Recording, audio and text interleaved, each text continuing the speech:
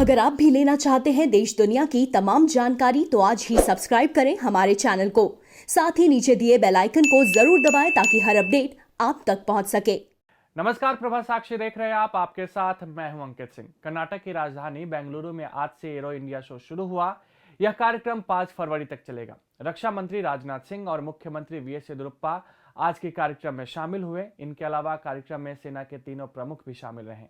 इस अवसर पर रक्षा मंत्री राजनाथ सिंह ने कहा कि एरो इंडिया 2021 भारत के विशाल क्षमता और हमारे देश में डिफेंस और एरोस्पेस के क्षेत्र में विविध अवसरों को प्रदर्शित करेगा। एरो इंडिया कार्यक्रम के मंच से रक्षा मंत्री ने आत्मनिर्भर भारत अभियान का भी जिक्र किया। उन्होंने कहा कि हमने अपने सुरक्षा तंत्र को मजबूत करने के लिए कई अहम कदम उठाए हैं। बड़े और जटिल रक्षा उपकरणों का घरेलू विनिर्माण किया जा रहा है, जो हमारी नीति का एक केंद्र बन चुका है। रक्षा मंत्री ने बताया कि अगले 7-8 साल में हमारा लक्ष्य डिफेंस के आधुनिकीकरण पर $130 बिलियन खर्च करने का है।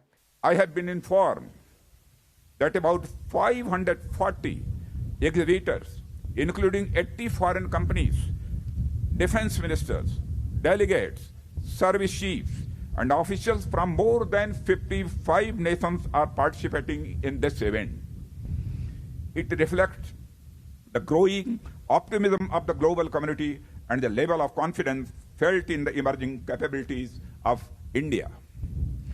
The gracious presence of defense and foreign affairs ministers, service chiefs, officials, and delegates who have arrived from various countries and far off places has added a greater significance in value to the event. I am personally grateful to you all. I express my deep sense of gratitude to the defense ministers from Maldives, Ukraine, Equatorial Guinea, Iran, Comoros, and Madagascar who have joined this show in person, and many others who are joining virtually. I also recognize the presence of CEOs of global and Indian aerospace and defense majors. Friends, India today offers a unique opportunity in defense and aerospace manufacturing. This opportunity comes as a sangam of rising demand, greater innovation, conducive policy, and a maturing ecosystem in defense and aerospace manufacturing sector. We have taken many steps to strengthen our security apparatus recently. Domestic manufacturing of bigger and complex defense platforms has now become the focus of our policy under the Atmanirbhar Bharat Abhiyan. We plan to spend $130 billion on military modernization in the next 7 to 8 years.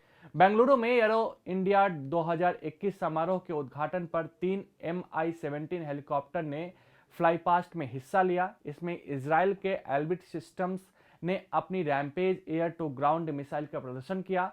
आज BrahMos supersonic cruise missile का भी प्रदर्शन देखा गया।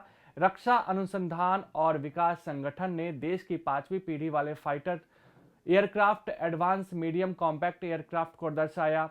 भारतीय वायुसेना Su-30 MKI fighter jet को भी दर्शाया गया। यह fighter BrahMos supersonic cruise missile का एयर लॉन्च्ड वर्जन है। इसके अलावा सुखोई Su-30 MKI फाइटर ने त्रिशूल फॉर्मेशन में अपनी ताकत का प्रदर्शन किया। एयरक्राफ्ट्स ने आत्मनिर्भर निर्माण में फ्लाई पास्ट में हिस्सा लिया। इसके अलावा airborne early warning and control system aircrafts ने नेत्रा फॉर्मेशन में फ्लाई पास्ट किया। एरो इंडिया शो में भारतीय नौसेना के सूर्य किरण एयरबैटिक और सारंग हेलीकॉप्टर की एक टीम ने एयरबैटिक प्रदर्शन किया। इसके अलावा अमेरिकी B-1B लॉन्चर एयरक्राफ्ट ने भी कार्यक्रम में हिस्सा लिया। इस विमान को अमेरिका के दक्षिण डकोटा के एयरबेस से उड़ान भरकर बेंगलुरु आने तक में 26 घंटे का समय लगा।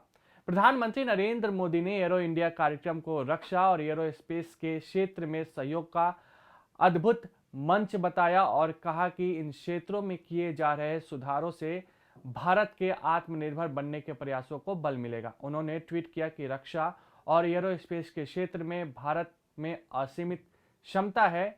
इन क्षेत्रों में सहयोग के लिए एरो इंडिया का अद्भुत मंच शुरू किया गया है।